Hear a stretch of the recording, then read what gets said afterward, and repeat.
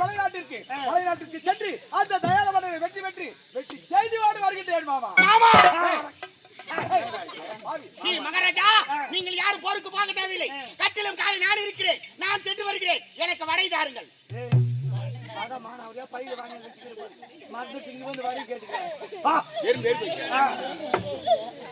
விஜயா, அப்பா நீ எப்ப போற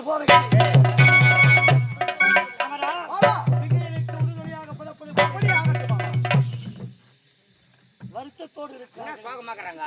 இவர்கள் வருத்தம் எனக்கு நன்றாக புரிகிறது. இப்பதான் திருமணம் முடித்தாங்க. மனைவியோட ஆசை வார்த்தை பேசவில்லை, முதலிரவு நடக்கவில்லை. தந்தை போருக்கு அனுப்புகிறாரே என்ற வருத்தம் இருக்கத்தான் செய்யும். நாட்டைத்தான் முதலில் காப்பாற்ற வேண்டும். மலைநாட்டு மன்னனை பொருளை வென்று விட்டு வாருங்கள். அதன் பிறகு ஒரு நன்னாளை குறித்து முன்னிறுவனைக்கும் சாந்தி முகத்தை ஏற்பாடு சாந்தி. ஏடா இது இப்போதான் திருமணம் நடந்தது, இந்த வேலையிலே போருக்கு போக வேண்டும் கோபமா? முதலில் நாடு, பிறகு தானடி வீடு. அத்தா என்னடி சின்ன சிறு வயது திருமணம் ஆனதுமே என்ன தாய் வீட்டையே விட்டுட்டு வந்தீங்க. ஒரு நாள் கூட உங்களோட சேர்ந்து வாழ்ந்தது கிடையாது அத்தா. அதனால இனியாகிலும் சந்தோஷமா இருக்கலாம் என்று சொல்லிதான் அரண்மனைக்கு வந்தேன். இந்த நேரத்துல போருக்கு போறேன்னு சொல்றீங்களே, இந்த பாவி மனசுல எத்தனையோ ஆசைகள் கனவுகளோடு இருக்கிறேன். உங்களோட சந்தோஷமா சேர்ந்து வாழணும். ஆகையினால போற வேணாம், எதுவும் வேணாம், இருவரும் சந்தோஷமா இருக்கணும்.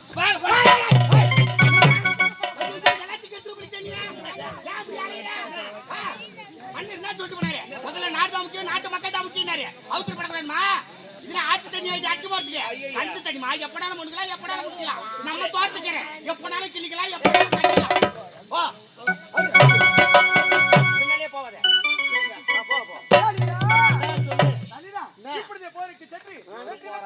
சீக்கிரம்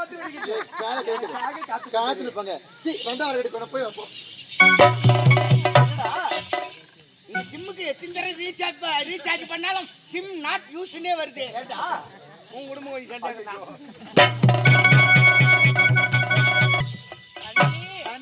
நீ வீட்டுக்கு வரும்னு உனக்கு ஏற்கனவே தெரியுமா? ஏன் எப்படி கேக்குறீங்க? ரெண்டு பேருக்கு ஒரே மாதிரி சேலை எடுத்திருக்கேன். ஆமா, நீ என் மேல இவ்வளவு பாசமா இருப்பேன்னு நினைச்சு கூட பாக்கலாம். நீ ஏன் உங்க மேல எனக்கு பாசம் இருக்கதா? நீங்க யாரு? என் சொந்த அத்தை பொண்ணு இல்ல? உங்க அம்மாவும் எங்க அப்பாவும் ரெண்டு பேரும் சேர்ந்து பிறந்தாங்க.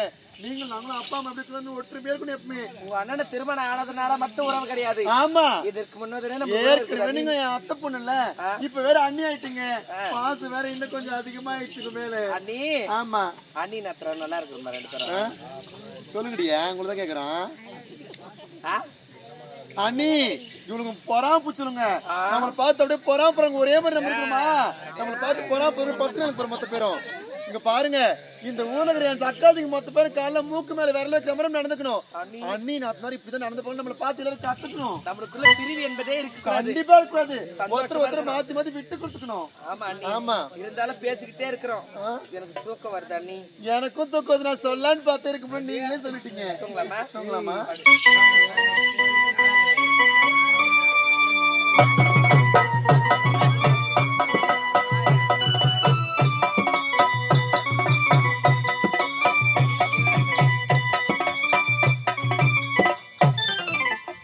அரண்மனைக்குள்ள வந்து விட்டு, ஆனா என்னுடைய மனைவி தன்னம் தனியாக தானே படுத்துருங்குவா. சரி எழுப்பு. என்னடா இது தன்னம் தனியாக படுத்துருங்க பார்த்தா இருவர் படுத்துருங்கிறாங்க. இதுல யாரு என் தங்கச்சி, இதுல யாரு என்னுடைய மனைவி தெரியல. அதுலயும் ஒரே கலர்ல சேலை. இதுல எப்படி எழுப்புவது? சரி இவளாத்தான் இருக்கணும் என் பொண்டாட்டி. எழுப்பி பார்க்கலாம். சாந்தி, ஏ சாந்தி, சாந்தி,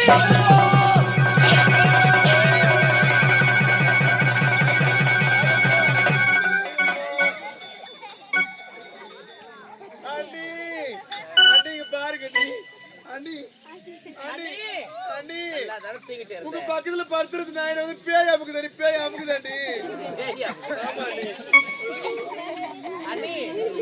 அப்படிலாம் ஒண்ணு இல்ல. திருமணம் ஆனதுமே மஞ்சள் வாசனையோடு இருக்கிறோம். அப்படி மஞ்சள் வாசனை இருக்கும் பொழுது பேய் பிசாசுலாம் பக்கத்துல வரும்னு சொல்லுவாங்க. அதனால அந்த பக்கம் படுக்காத. இடம் மாத்தி இந்த பக்கம் படு. இடம் மாத்தி படு சொல்றீங்க? ஆமா, பயமாக தெரியுங்க.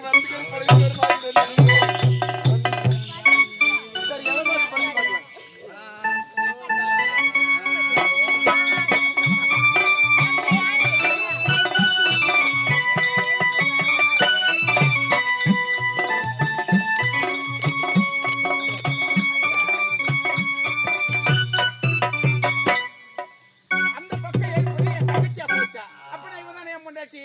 சரி எழுப்பி பார்க்கலாம். சாந்தி, ஏய் ஏ சாந்தி, சாந்தி.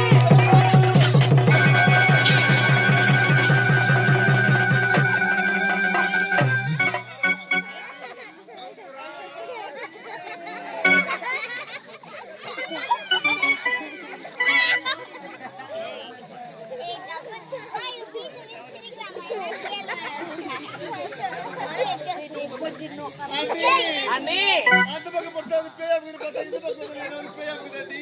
அண்ணி அது மட்டும் கிடையாது. சாந்தி சாந்தின்னு உன் பேர் சொல்லி எந்த வந்து போட்டோம் அமுகு தண்ணி அப்படியே அமுகு தண்ணி.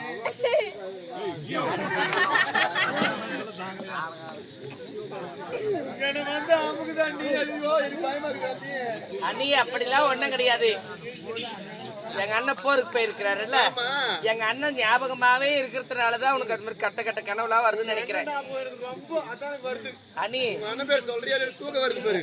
2 பேரும் தனித்தனியா படுக்கிறோம். 2 பேரும் சேர்ந்து படுத்தா தூக்கம் வரும். நல்லவா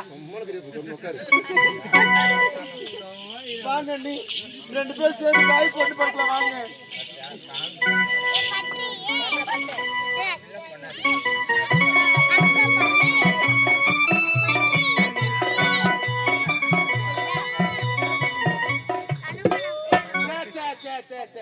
ஏன் துண்ணால ஒரு வேலைக்கு 4 இதா வச்சு சொன்னால ஏன் ஒரு இடமா பட்டு அந்த பக்கம் எழுப்பினாலும் இந்த மூதேவி தான், இந்த பக்கம் எழுப்பினாலும் இந்த மூதேவி தான். சரி தோக்குறா என் பொண்டாட்டி. ஏய் ஏ சாந்தி, சாந்தி ஏ இங்க பாரு. ஏய் இங்க பாரு.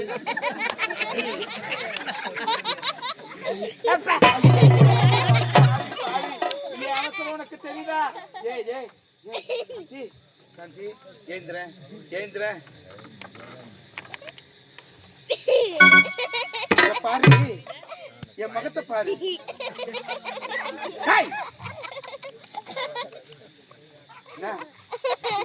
எதையும் பேசக்கூடாது.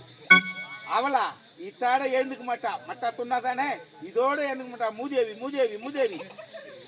எதையும் பேசாத வாடி. அப்படிங்க அம்மால வாடி.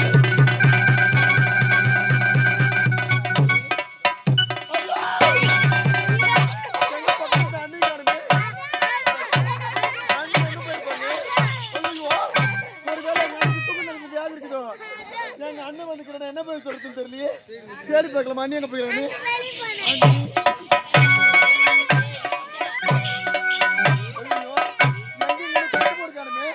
எங்க போயிருப்பாரு அண்ணி. போய் தேடி பார்க்கலாம் அண்ணி.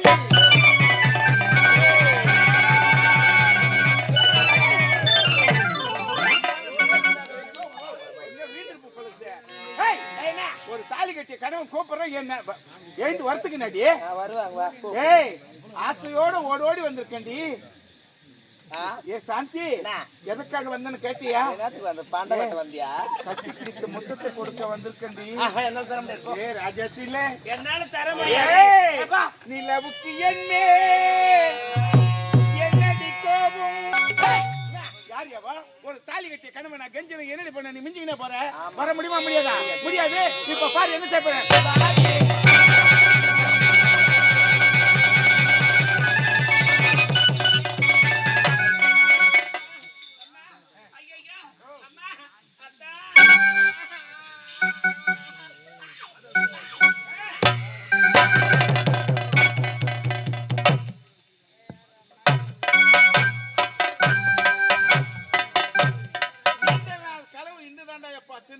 சரி வந்த வேலை முடிந்து விட்டது. இப்போது எங்க செல்லணும்? என் மச்சான் தனியா தூங்கி கொண்டிருக்கின்றான். அவன் விழித்துக் கொள்வதற்குள்ள நாம போய் படுத்துக்கணும்.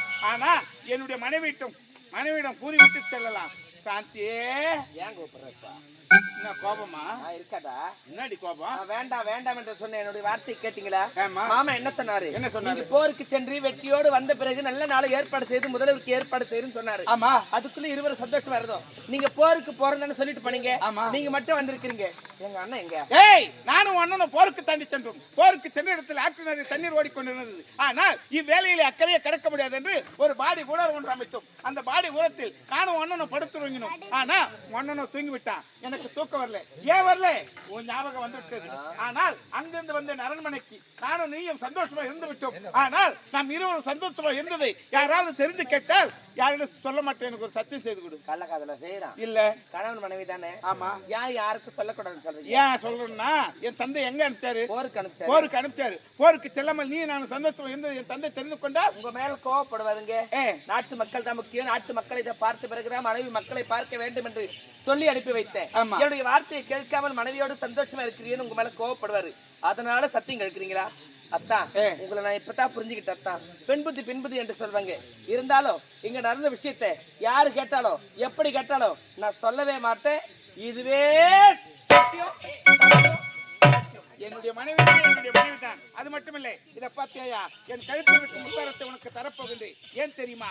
எப்போது என்னுடைய ஞாபகம் உன் மனதில் இருக்க வேண்டும். என்னுடைய ஞாபகம் வரும்போதெல்லாம் இந்த முத்தாரத்தை பார்த்துக்கொள். அத்தா, அரசாங்கம் முத்திரை வதித்த முத்தாரம் இதுவரைக்கும் பார்த்தது கிடையாது. இருந்தாலும் நீங்க போருக்கு சென்று வர எவ்வளவு நாள் ஆகும் தெரியாது. உங்களை பார்ப்பது போலவே இந்த முத்தாரத்தை பார்த்து கொண்டிருக்கிறேன்.